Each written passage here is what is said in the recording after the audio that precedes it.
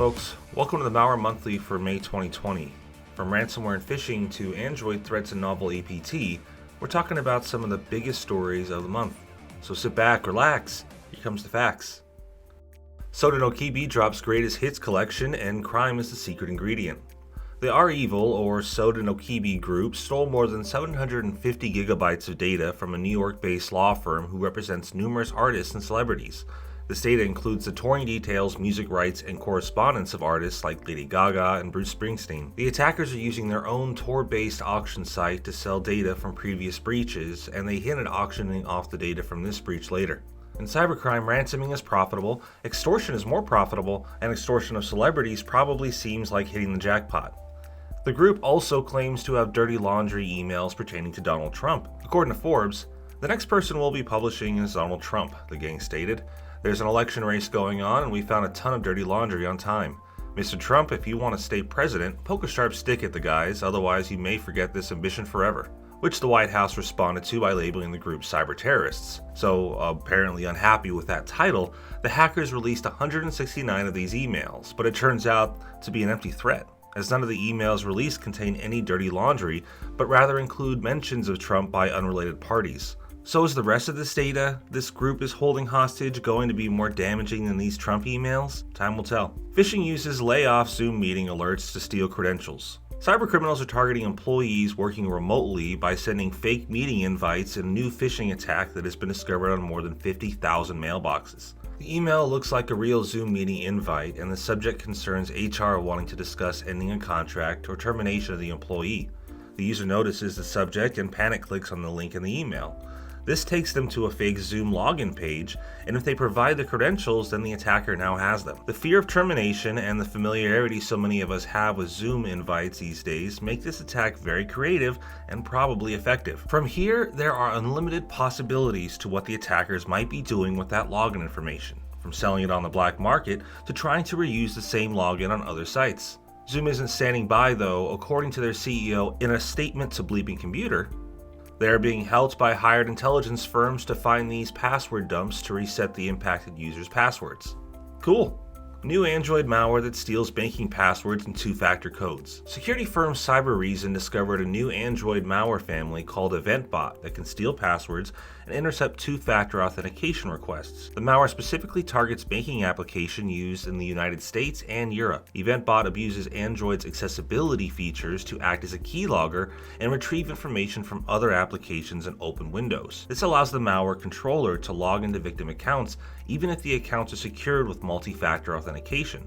Cybercriminals have been investing heavily in this malware family as Cybereason reports numerous updates to the malware over the last 6 months. So we want to make sure that folks know the importance not just of using multi-factor authentication, but also to protect the devices they use to accomplish it. 10 best practices for MSPs to secure their clients and themselves from ransomware. MSPs, or managed security providers, offer remote business services to small businesses who can't afford an IT or security team of their own to protect their networks. Due to their direct connection with multiple small business clients, MSPs are a preferred target for cybercriminals looking to infect lots of systems without much effort. However, in 2019, over 20 Texas local government offices were hit with ransomware that infected their networks through a shared MSP. To fight against this, we've compiled a guide of 10 best practices for securing an MSP, which span from simple efforts like patching to more advanced ones like continuous network monitoring. Lock and Code. We've got 2 Lock and Code episodes for you this month. First, David talks to lead malware intelligence analyst Chris Boyd about facial recognition technology and whether improving it would actually be good for society.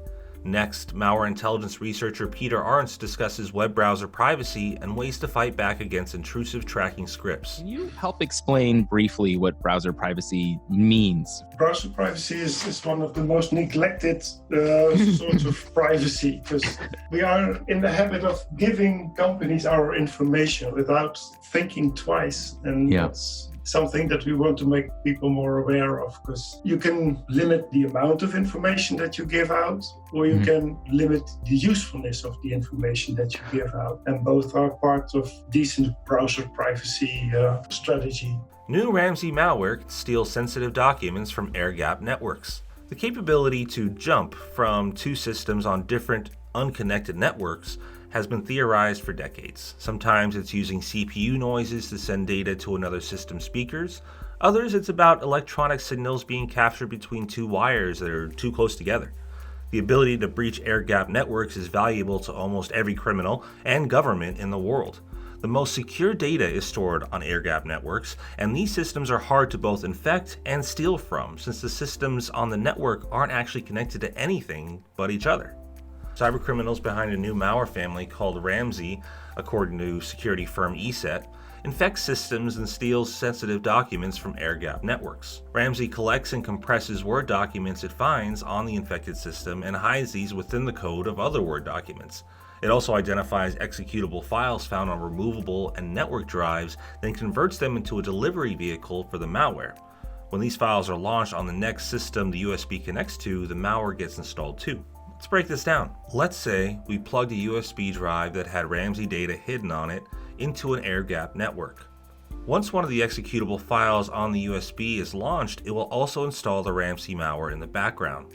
The malware scans the system and any removable media or network drives for Word documents, copying everything it finds into a collection directory.